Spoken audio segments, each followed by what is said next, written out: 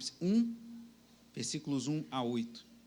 Revelação de Jesus Cristo, a qual Deus lhe deu para mostrar aos seus servos as coisas que em breve devem acontecer, e que ele, enviando o seu anjo, deu a conhecer ao seu servo João, que atestou...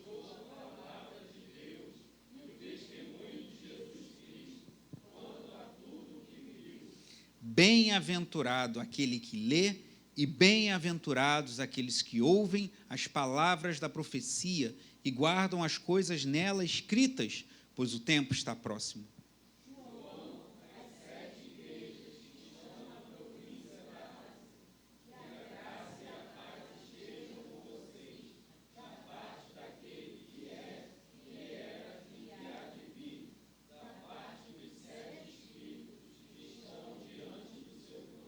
E da parte de Jesus Cristo, a fiel testemunha, o primogênito dos mortos, o soberano dos reis da terra, aquele que nos ama e pelo seu sangue nos libertou dos nossos pecados.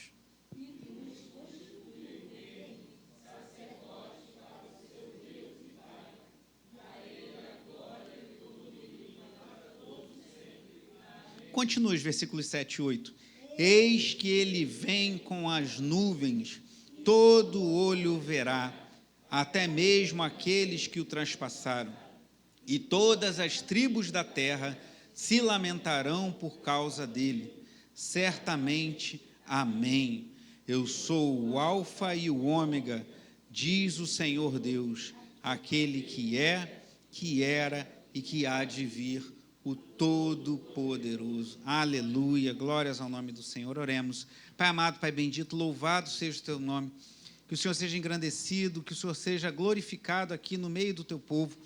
Abençoa-nos nessa noite, Senhor, fala aos corações, que o Senhor possa ministrar aos nossos corações, e quando lermos esse livro, que tem figuras, tem símbolos que por vezes são difíceis de compreender, o teu Espírito Santo lembre-nos do que ouviremos essa noite, e nos dê também discernimento, sabedoria, e ministra aos nossos corações, pois a tua palavra ela é pura, a tua palavra é poderosa, e o teu Espírito abre o nosso entendimento, como foi com os discípulos no caminho de Emaús, abre o nosso entendimento para compreendermos as tuas escrituras, e que essa palavra viva se torne realidade em nossos corações. Abençoa a tua igreja, nós aqui reunidos nessa noite, em nome de Jesus. Amém, graças a Deus.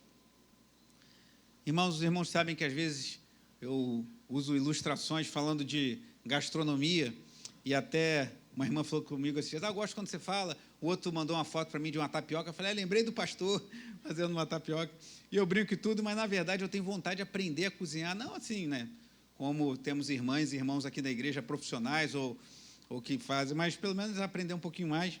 E se eu quiser aprender gastronomia, eu vou ter que fazer um curso ou colar com alguém que cozinha bem, como muita gente aprende a cozinhar assim, né? Muita gente aprende a cozinhar bem desde criança, ali próximo à mãe, à avó, ou mesmo ao pai, está ali junto, vendo como fazer. Ou então você pode buscar uma boa literatura. Então, se eu quiser aprender sobre gastronomia, um caminho é buscar bons livros sobre o assunto. Ou então, se você, aí já abrindo, se você quiser pesquisar sobre algum outro assunto, sobre teologia, por exemplo, há muitos bons livros que você pode ler e aprofundar seu conhecimento teológico.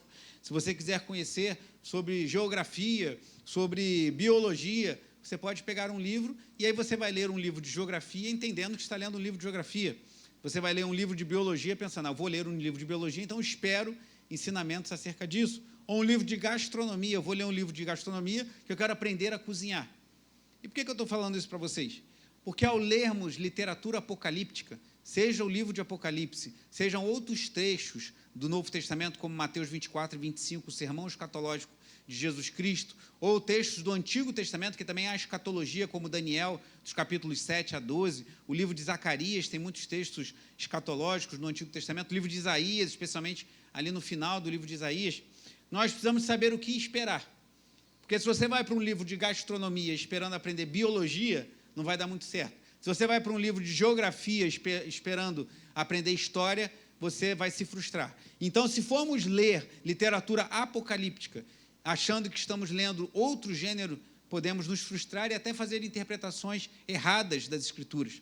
Como eu falei pela manhã, hoje nós encerramos as atividades da nossa Escola Bíblica Dominical desse ano de 2024, e o irmão Nelson deu uma aula excelente sobre as epístolas de João, 1ª, 2ª e 3ª de João, E no nosso plano de leitura, nós estamos adentrando agora no livro de Apocalipse. Inclusive, eu quero te estimular, se você está fazendo, a continuar fazendo. O plano de leitura do ano que vem já está todo pronto. A gente tem colocado no boletim a cada mês o plano de leitura, mas no ano que vem a gente vai ter um caderninho com ele completo para te facilitar a leitura. Então, se você está fazendo, continue. É um plano de leitura em 2 anos, eu falarei mais sobre isso nos próximos cultos. E se você se atrasou, procure colocar em dia nos próximos dias, aproveita esse período, talvez você tenha um recesso, umas férias. Ou então, se você não começou ou está muito atrasado, comece agora por Apocalipse. Após essa pregação, espero te dar um pouco de luz para esse livro, que é difícil de interpretar. Leia o livro de Apocalipse e, em janeiro, vamos ler novamente o livro de Gênesis, o livro de Salmos, e aí vamos seguir a leitura. Em breve eu vou trazer para vocês. Espero que já na semana que vem, se possível, eu esteja com esse plano de leitura aqui impresso, para você já se preparar para ler, continuar lendo a Bíblia no ano de 2025. E por que eu estou falando isso? A gente não teve tempo de ministrar as aulas do Apocalipse na EBD. Então, esse início dessa pregação vai ser um misto de pregação com a EBD. Eu quero passar algumas coisas que eu ministrei anos atrás, há uns 2 anos atrás. A gente teve uma série de aulas na Escola Bíblica Dominical. Eu vou disponibilizar para os irmãos, o link está no YouTube, mas eu vou disponibilizar para te facilitar. E se você quiser se aprofundar um pouquinho, leia aquilo lá, ouça as aulas que estão disponibilizadas. Mas eu queria dar uma luz, como ler o livro de Apocalipse. Não podemos ler um livro de geografia querendo aprender a cozinhar. Não podemos ler um livro de biologia querendo aprender sobre a história do Brasil. E precisamos ler um livro de literatura apocalíptica sabendo o que está diante de nós.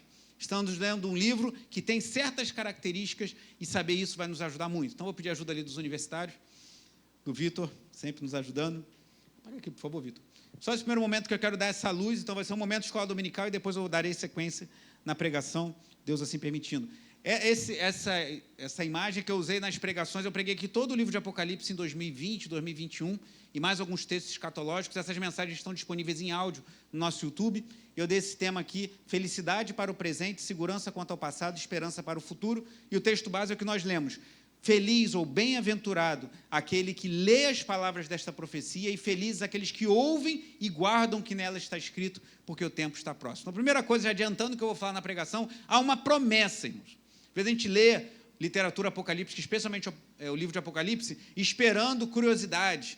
Quando Jesus vai voltar? Um cronograma da volta de Jesus? Quem vai ser o anticristo? Vai ter chip como marca da besta? A gente fica cheio de curiosidade. Mas há uma promessa de bem-aventurança, de felicidade, para quem observa esses 3 verbos que estão ali. Lê, ouve e guarda. Então, a primeira coisa que a gente tem que aprender, há uma promessa. Se eu leio esse livro, se eu ouço o que está descrito aqui e eu guardo no meu coração, há uma promessa não da parte do pastor, não da parte do bispo Walter, mas da parte do próprio Senhor, que deu essas palavras em revelação ao apóstolo João, na ilha de Patmos. Ele, prisioneiro por causa do evangelho, recebeu essas revelações e é uma promessa de bem-aventurança, de felicidade para aqueles que aprendem e apreendem, guardam no coração o que ali está. Mas eu quero passar um pouquinho. Escatologia, de onde vem essa palavra? Escatos é último, e logia, logos, é o estudo. Então, a escatologia é o estudo das últimas coisas. E aí tem muitos pontos de interpretação no Apocalipse, mas toda corrente cristã tem que crer nesses 5 pontos que estão aqui. Esses 5 pontos são consenso. Se alguém se diz cristão e ortodoxo, fiel à palavra de Deus, tem que acreditar nesses 5 pontos. Jesus voltará, Jesus julgará vivos e mortos, haverá ressurreição dos mortos, Satanás será julgado e condenado e haverá um período de paz e prosperidade. Esse aqui, último especialmente, uns creem que vai ser depois da volta de Jesus, uns creem que vai ser antes da volta de Jesus, outros creem que já está acontecendo, mas que haverá um período de paz e prosperidade. Todo cristão tem que crer, irmão.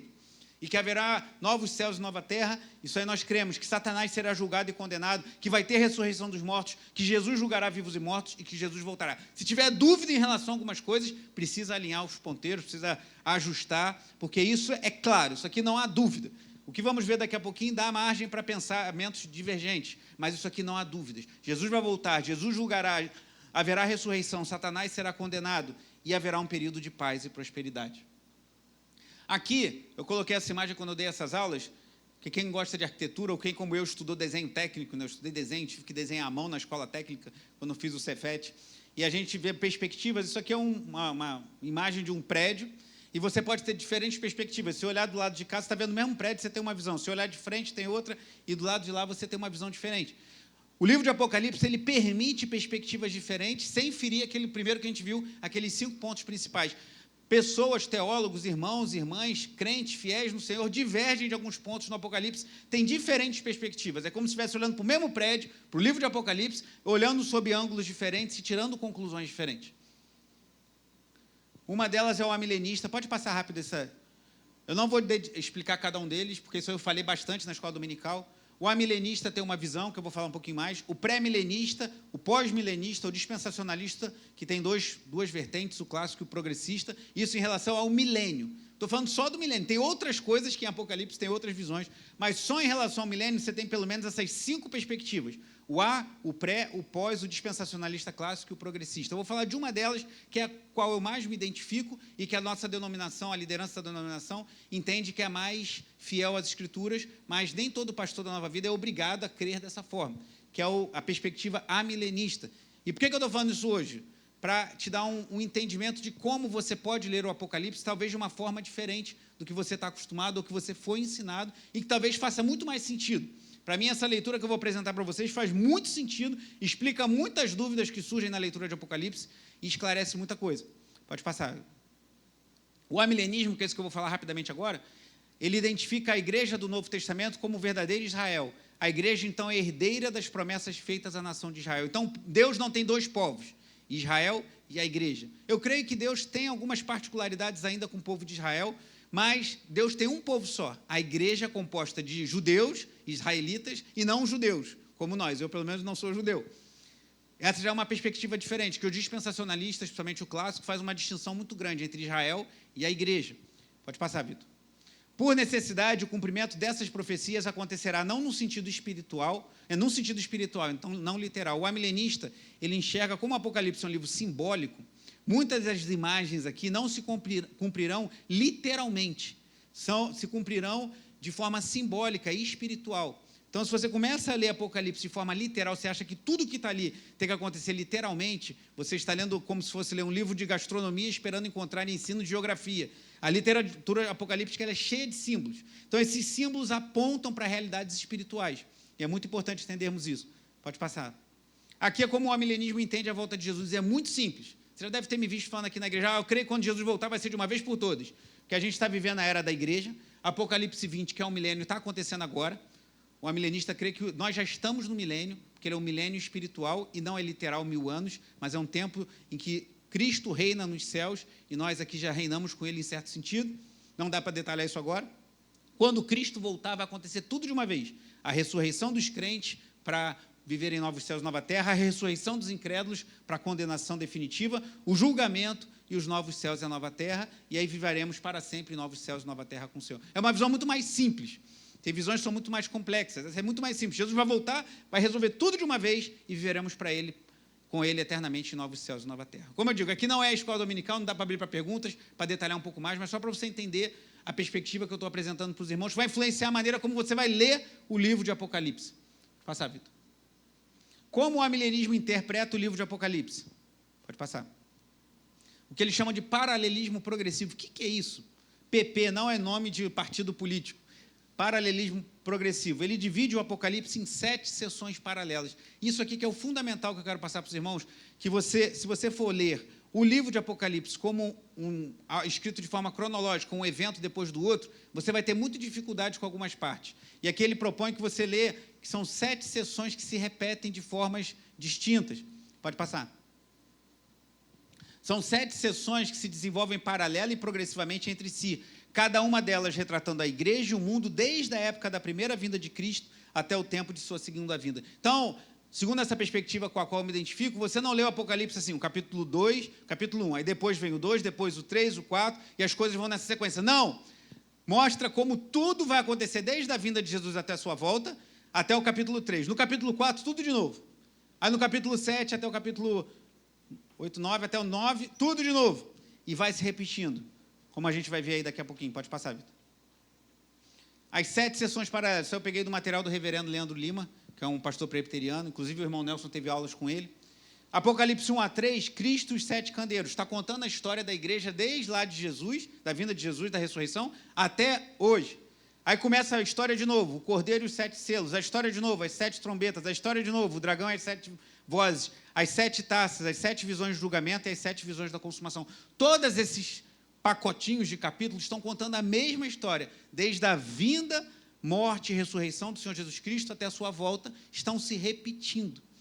Quem conhece um pouquinho de literatura hebraica sabe que os hebreus, os judeus, eles têm muito o hábito da repetição, paralelismos e repetições. Então, isso ajuda a fixar. Então, essa visão que volto a dizer, não é a única, o teu professor aqui, Nelson, Leandro Lima, não é a única visão do Apocalipse, mas é uma que eu te sugiro, que eu entendo que vai te ajudar a entender melhor o livro. 7 sessões paralelas contando a mesma história. Jesus Cristo morreu, Jesus Cristo ressuscitou, Jesus Cristo subiu aos céus, ele vai voltar para voltar à sua igreja. Isso acontece 7 vezes no livro, em 7 sessões paralelas. Vamos lá, Vitor. Aí, só para detalhar muito rapidamente cada uma delas. Apocalipse 1:3, a visão das 7 igrejas da Ásia Menor. Cristo ressurreto e glorificado andando entre os 7 castiçais de ouro. Jesus andando no meio da sua igreja. A segunda sessão, 4-7, começa com a visão do trono de Deus, Apocalipse 4. Visão do livro com 7 selos, sofrimento e perseguição à igreja. Aí, depois dos 7 selos, pode passar, as 7 trombetas, 8-11, conta a mesma história. No capítulo 8-11 está contando a mesma história que foi contada do 1 ao 3 e do 4 ao 7. Está repetindo e acrescentando alguns elementos. 12-14, a visão da mulher e o dragão. Aqui que vem o anticristo, né, a besta que emerge do mar e a besta que emerge da terra.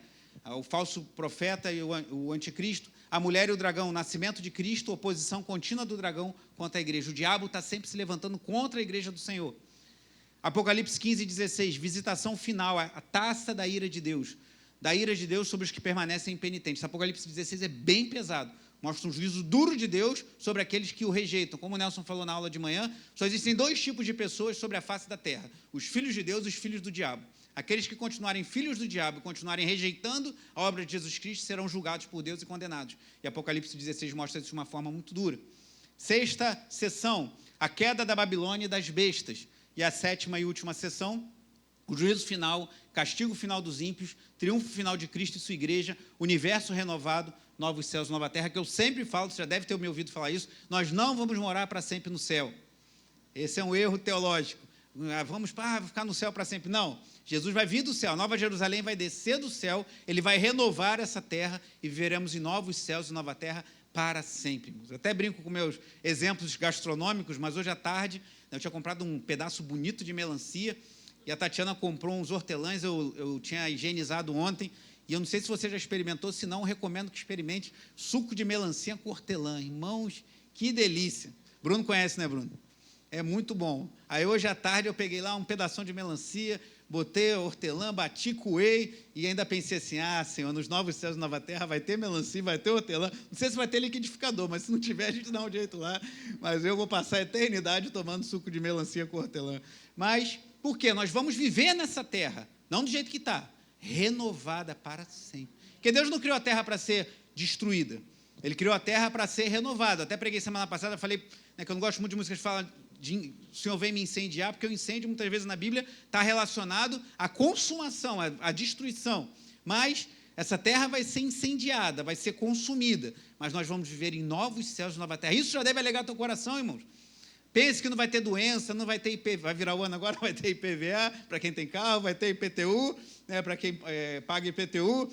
Quem tem criança na escola vai ter material escolar. Novos céus e nova terra não vai ter nada disso. Só por isso já é motivo para tu dar um glória a Deus, aleluia. E viver eternamente com o Senhor. Não vai ter imposto, não vai ter doença, não vai ter maldade, não vai ter violência, não vai ter tráfico de drogas, mas vai ter uma coisa mais importante do que tudo isso somado, que é o quê? Obrigado, irmã Cleonice. A presença de Jesus. O que cantamos aqui no início, veremos a face adorada do nosso Salvador. Isso é mais importante do tudo que eu falei até agora. Pode passar, Vitor. E aí, a visão amilenista entende assim, desculpa que aqui está em inglês, mas é selos, trombetas e taças. Quando você chega no 7º selo, abrem-se as 7 trombetas. Quando você chega na 7ª trombeta, abrem-se as 7 taças. Por quê? A mesma história sendo repetida. Se você entende isso, fica muito mais fácil ler o livro. Porque, por exemplo, Apocalipse capítulo 6, a gente vai ver aqui, mostra o que parece o fim do mundo. Como o mundo acaba e depois aparece Jesus de novo, fica meio confuso. Esse entendimento esclarece muito. Você entende, contou a história até o capítulo 3, começa de novo no 4 até o 6, começa de novo no 7 até o 9, começa de novo no 10, e assim vai. E aí, quando fala das 7 selos, o último você vê que abre para as 7 trombetas. Quando fala das 7 trombetas, a última trombeta abre para as 7 taças da ira de Deus. Pode passar. E aí é como se fosse um... Qual é o nome disso, gente? Eu esqueci. Não é truque de professor, não. Luneta. É como se fosse uma luneta que ela vai se abrindo. É uma luneta só, mas ela vai abrindo e você vai tendo uma perspectiva mais clara. O livro de Apocalipse é um livro só, conta uma história só, mas você vai abrindo essa história e vendo de forma mais clara os propósitos de Deus na história do mundo. E o livro de Apocalipse, eu vou adiantar isso, eu falaria na pregação, mas ele tem um significado principal. Qual é o principal propósito do livro de Apocalipse? Mostrar que o Senhor é o soberano da história. Ele que rege a história. Ele que rege todas as coisas. O povo estava sofrendo. Lembre-se que João escreveu o Apocalipse preso por causa do evangelho na ilha de Patmos, exilado. Escreve para uma igreja sofredora. E o que ele está querendo dizer? Vocês estão sofrendo agora, mas o Senhor continua no controle. Ele é o soberano e no final vai ficar tudo bem. Então, esse é o propósito principal. Não é você ficar fazendo conta da volta de Jesus, nem descobrindo se vai ser um chip, a marca da besta. O propósito principal é saber que Deus é soberano, Ele é o regente de toda a história, todo o controle está nas mãos dEle, e Jesus Cristo um dia voltará e nós estaremos para sempre na presença dEle. Alguém te perguntar, o que é o livro de Apocalipse? Se você falar isso, a resposta está certa. Agora, é assim, é assado, tem particularidades que alguns entendem diferente. Já estamos caminhando para o fim. Aqui, só uma ilustração... Nas 7... aperta mais uma, por favor, Vitor. Não, volta uma. Achei que estava ali, não estava. Nos 7 selos, Apocalipse 6, você vê que morte e inferno recebem autoridade sobre a 4ª parte da terra. Nas trombetas, Apocalipse 8, já 1/3 parte da terra de tudo é atingida. Em Apocalipse 16, todo ser vivente, ou seja, 25, 33 e 100%. Há um derramar progressivo, por isso que é paralelismo progressivo. As seções são paralelas e vão mostrando que no decorrer da história Deus vai apertando, vai aumentando o furor da sua ira contra o pecado. Está na Bíblia de Estudo NA. Quem naquela época seguiu a dica e comprou uma Bíblia de Estudo, se comprou a Bíblia de Estudo NA, tem essa tabela lá. Pode passar. E essa aqui fala das 7 trombetas. Você vê que são 7 trombetas, falando de 1/3 de juízo sobre a terra, sobre o mar, sobre rios e fontes, luminares, humanidade. Passa rápido para a gente avançar. Pode passar, Vitor. Não, volta uma. As 7 taças, mesma coisa, 7 taças. E aqui é algo muito interessante.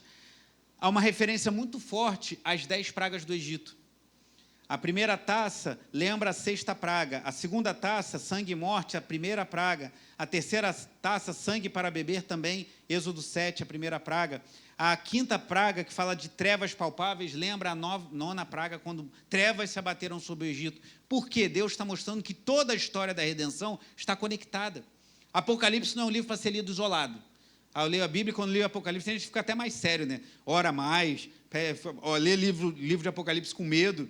Não, o livro de Apocalipse está conectado a Gênesis, está conectado a Êxodo, está conectado a toda a Bíblia, porque toda a Bíblia tem um enredo. Se Apocalipse tem um enredo principal, que é a soberania de Deus e o seu governo sobre tudo, toda a Bíblia tem um enredo principal, que é a salvação em Cristo Jesus, a pessoa e a obra de Cristo, desde Gênesis a Apocalipse. Gênesis 3,15 fala que o descendente da mulher esmagaria a cabeça da serpente. Quem é esse descendente?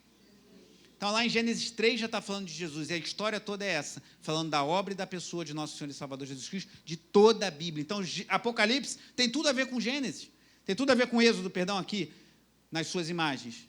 Pode passar. Aqui uma menção de Apocalipse 6.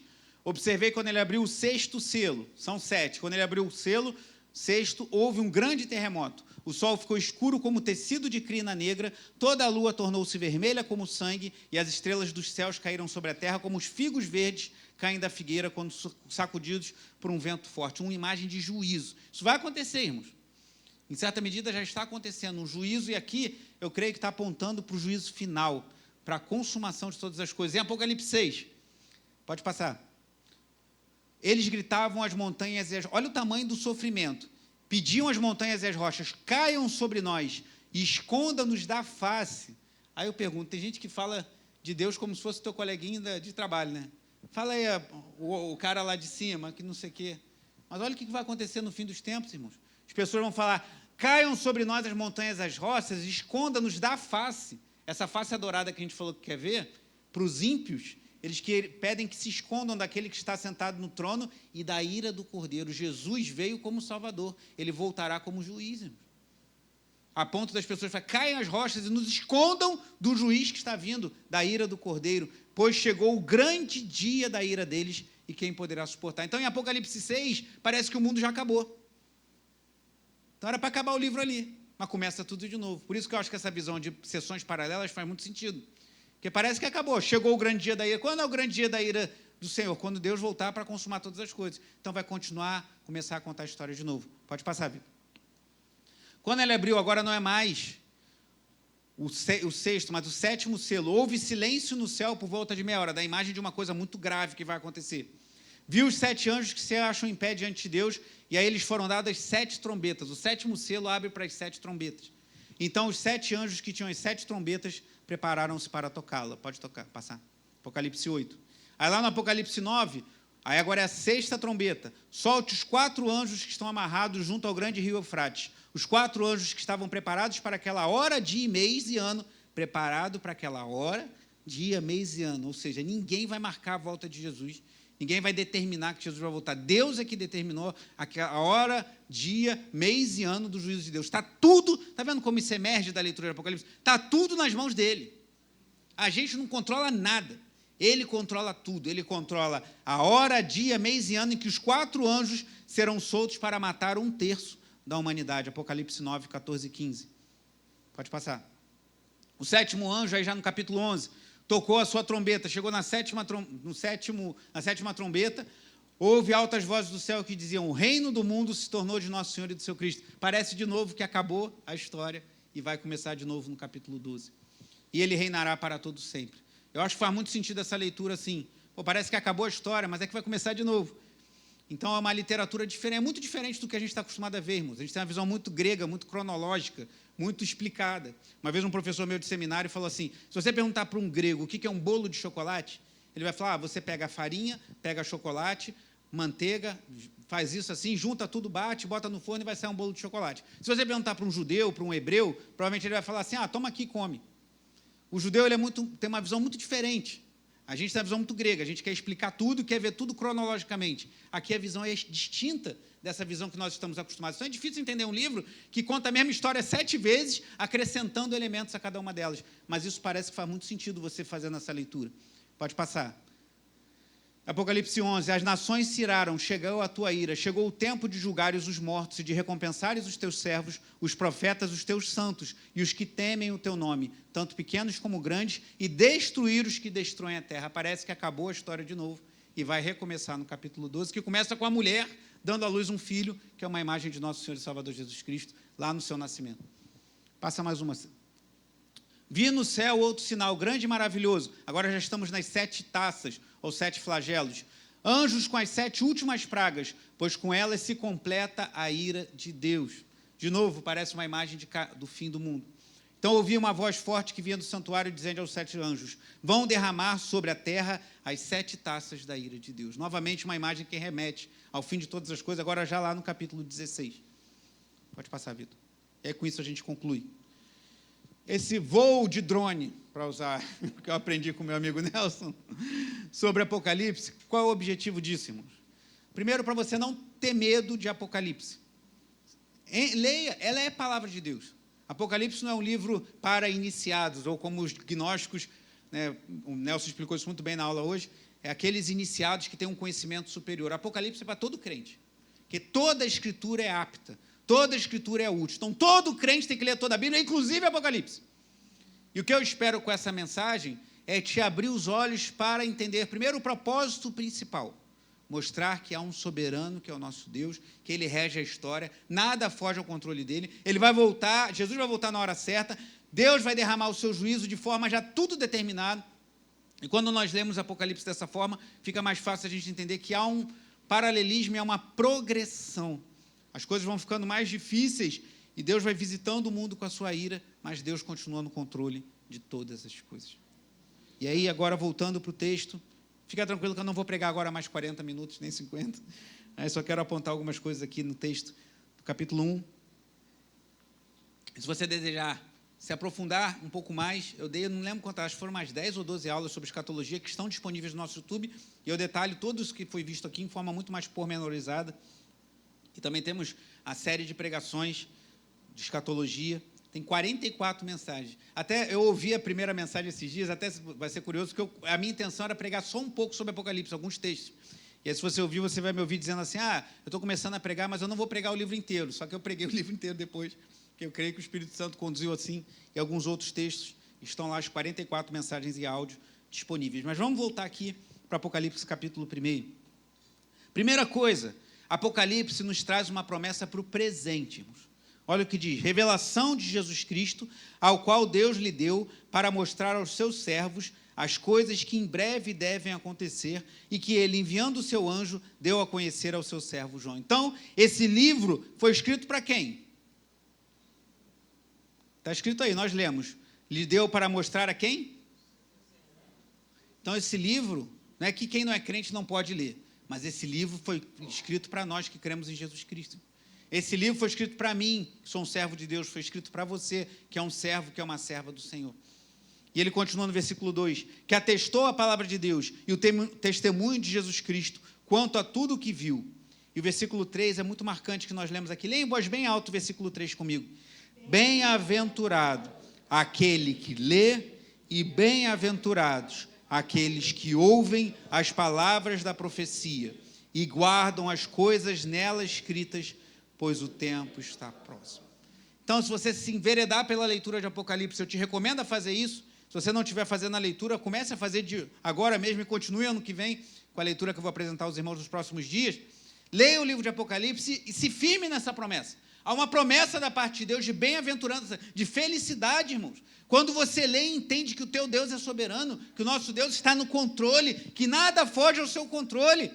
E aí você vê que chegou a conta de luz e você tem que pagar, e você vê que você está diante de uma enfermidade que você não sabe como você vai lidar. Isso tem que trazer segurança, isso tem que trazer paz ao nosso coração. Isso é maravilhoso, mas você precisa ler, irmãos. Você tem que ler. Os crentes precisam voltar a ser conhecidos como o povo da Bíblia. E não como o povo da festa, o povo dos shows. A gente tem que ser conhecido como o povo da Bíblia. Tem que ler a Bíblia. Talvez você tenha que cortar as suas redes sociais, como eu fiz. Eu não era muito ligado, não, mas já nem tenho mais e nem quero ter. Talvez você precise tirar a sua televisão do quarto. Talvez você precise organizar melhor a sua agenda. Talvez você precise regular melhor a sua alimentação. O que é isso, pastor? Falando de ler a Bíblia. Tem a ver uma coisa com a outra. Pergunta para a Cleonice, né? Não é verdade, Cleonice? Por quê? Se você não se alimentar bem, não cuidar da sua saúde, isso vai impactar até a tua disposição para fazer coisas importantes como ler a Bíblia. Né? Às vezes a pessoa come uma feijoada 10 horas da noite, aí vai começar a ler a Bíblia 11, começa a bater cabeça e fala assim, o diabo está me tentando, está repreendido, Satanás. Satanás nada, você comeu demais e não vai conseguir ler nada, nem a Bíblia, nem nada. Então você precisa se organizar e priorizar. Eu preciso ler, porque há uma promessa, há uma bem-aventurança para aquele que lê, aquele que ouve e aquele que guarda. Também se você lê e não guardar, não adianta nada. Mas precisamos ler, irmão. Faça um propósito. Eu não sou muito ligado em data, não. Os irmãos que me conhecem já sabem disso. Mas, nesse final de ano, muita gente faz propósito, não sei o quê, né, 3 pedidos, um monte de coisa. Faça se você quiser. Mas, perdoe o lado sincero demais, às vezes aflora. Mas, parabéns, faça o que te der vontade. Mas, sugiro, de repente, se organize para ter um projeto de leitura, uma organização melhor da sua vida. A gente tem que ler a Bíblia, irmãos. A gente tem que orar. A gente tem que ler e tem que guardar. E a promessa, irmãos. Tem tanta gente pensando na promessa do carro próprio, na promessa da casa própria. Não tem problema você orar e buscar isso e trabalhar, né? Tem gente que quer a promessa, mas quando surge o trabalho, não. Só quer a promessa, mas não quer o trabalho para conseguir a promessa. Mas não há problema nisso, mas há uma certa promessa da parte de Deus que são bem-aventurados, são felizes aqueles que leem, aqueles que ouvem e guardam essas benditas palavras. Então, há uma promessa para o dia de hoje. Mas há uma promessa também que mostra, há uma certeza aqui que mostra que o Senhor é soberano de todos os tempos, não só do tempo de hoje. Versículo 4, João, as 7 igrejas que estão na província da Ásia, que a graça e a paz estejam com vocês da parte daquele que é, que era e que há de vir, da parte dos 7 espíritos que estão diante do seu trono e da parte de Jesus Cristo, a fiel testemunha, o primogênito dos mortos e o soberano dos reis da terra. Uma saudação que tem um elemento um pouco estranho aqui. Graça e paz. A graça é o favor imerecido, o que nos faz ter paz com Deus. Então, pela graça, pelo favor imerecido em Jesus ter morrido em meu lugar, em seu lugar, nós que éramos inimigos de Deus, passamos a ter paz com Deus. Então, a graça de Deus nos permite ter paz com Deus. E ele continua, da parte daquele que era, que era e que há de vir, Deus, e da parte dos 7 espíritos. Que 7 espíritos são esses? Uma tradução talvez mais correta seria do sétuplo espírito. E 7, em toda a Bíblia, especialmente no livro de Apocalipse, aponta para a perfeição. Então, do Espírito perfeito. Qual é o Espírito perfeito? Espírito Santo. Então, aqui, alguns entendem até uma alusão à Trindade. Deus Pai, Filho e Espírito Santo, nos mostrando que graça e paz procedem deles, porque no versículo 5 fala de Jesus Cristo, a fiel testemunha, o primogênito dos mortos, o soberano dos reis da terra, aquele que nos ama e pelo seu sangue nos libertou dos nossos pecados e nos constitui o reino e sacerdote para o seu Deus e Pai. A ele a glória e o domínio para todo sempre. Amém.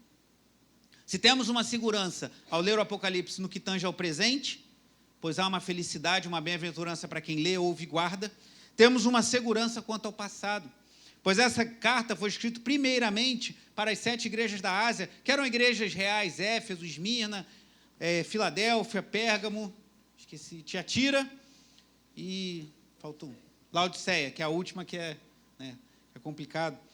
Acho que eu falei todas, não sei. Aquelas 7 igrejas existiram de fato. Elas existiram, Deus já falava no passado. E elas dão muitos ensinamentos para nós hoje.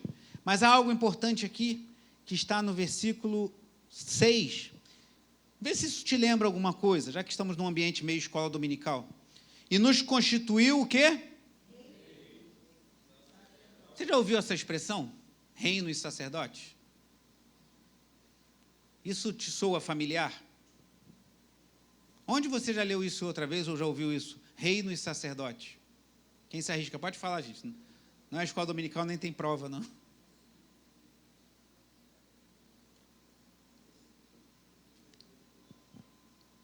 Uma carta. 1 de Pedro, capítulo 2, versículos 9 e 10. Isso. Vós sois nação eleita, raça eleita, sacerdócio real, nação santa, povo de propriedade exclusiva de Deus. Só que foi Pedro que escreveu isso pela primeira vez? De onde vem isso? De um dos momentos mais cruciais da história do povo de Israel. Por isso que nós lemos esse ano Gênesis e Êxodo até o capítulo 24. Ano que vem nós leremos novamente Gênesis e todo o livro de Êxodo e entraremos no livro também difícil de Levítico. Êxodo capítulo 19, a aliança no Sinai. Quando Deus trouxe o seu povo até o sopé do Monte Sinai e fez uma aliança ali, Deus chamou o seu povo de reino e sacerdote. Por que eu estou chamando a atenção sobre isso? Para te comprovar que Apocalipse está conectado completamente a tudo que Deus fez no passado. Não é um livro estanque, não é um livro que deve ficar na tua prateleira separado dos demais. Deus está usando a mesma linguagem que usou com Moisés lá no Sinai, para mostrar que a história é uma só, a história de redenção é uma só, que aponta para a pessoa e a obra de Jesus Cristo, que, como lemos aqui, é fiel testemunho, o primogênito dos mortos e o soberano dos reis da terra. Então, o nosso Deus, que nos garante felicidade no presente, ao lermos, ouvirmos e guardarmos as palavras do Apocalipse, é o Deus que, em toda a história, fez aliança com um povo, o povo que creu nele pela fé, no Messias que viria, e nós hoje nos Messias que já veio e voltará. Então, há uma garantia para o presente. Há uma segurança quanto ao passado, pois Deus já começou essa história há muito tempo atrás. Não começou na ilha de Patmos. Deus está desenrolando uma história que ele já começou de redenção lá atrás. E aí o mais óbvio que vem de Apocalipse. Se eu falei de presente, falei de passado, faltou falar de? Versículo 7. Eis que ele vem com as nuvens, e todo olho verá, até mesmo aqueles que o traspassaram. E todas as tribos da terra se lamentarão por causa dele. Certamente, amém. Eu sou o alfa e o ômega, ou seja, o início e o fim, diz o Senhor, aquele que é, que era e que há de vir, o Todo-Poderoso. Alfa é a primeira palavra do alfabeto grego, ômega é a última. Jesus Cristo é o princípio e o fim. Então, ele é o mesmo lá do princípio, lá do Gênesis, lá diante da criação de todas as coisas, lá da aliança de Deus, em Êxodo 19, no Monte Sinai, com Moisés e os israelitas. Ele é o Deus dos dias de João na ilha de Patmos, e ele é o mesmo Deus que está aqui hoje, ouvindo a nossa adoração e ministrando aos nossos corações pelo seu Espírito. Então, o Apocalipse nos fala de bênçãos para o presente, Mostra um Deus soberano do passado até os dias de hoje e nos dá a garantia para o futuro. Jesus Cristo vai voltar, irmãos. Então, leia esse livro com essa perspectiva. Eu quero crescer no conhecimento do Senhor e ter expectativa quanto à sua volta. Isso que você ouve no domingo e esse livro que você lê durante a semana, certamente abençoará a sua segunda-feira, quando você tiver um desafio no trabalho. Abençoará a sua quarta-feira, quando você receber uma notícia preocupante. Abençoará a sua quinta-feira, quando você acordar cansado, meio baleado, meio chumbado, como dizem, está meio cansado, mas tem que trabalhar em casa ou tem que trabalhar fora de casa, porque você tem a certeza de um Deus soberano, criador de todas as coisas, que tem uma aliança com o seu povo, irmãos. Ele tem uma aliança com o seu povo. E Ele abriu as portas da graça para que eu e você fizéssemos parte, fôssemos enxertados na videira verdadeira, que é Jesus Cristo, nosso Senhor. Essa é a mensagem de Apocalipse. Parece, mas não é simples.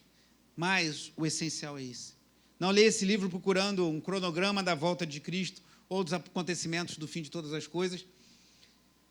Embora fale do futuro, mas leia esse livro como alguém que tem expectativa de ter renovado no seu coração a confiança de que Deus é soberano, de que Ele tem um controle da história nas suas mãos. E se Ele controla toda a história, desde o início até o fim, certamente Ele é poderoso para controlar a nossa história, nós que somos seus servos. Descanse no Senhor, confie no Senhor.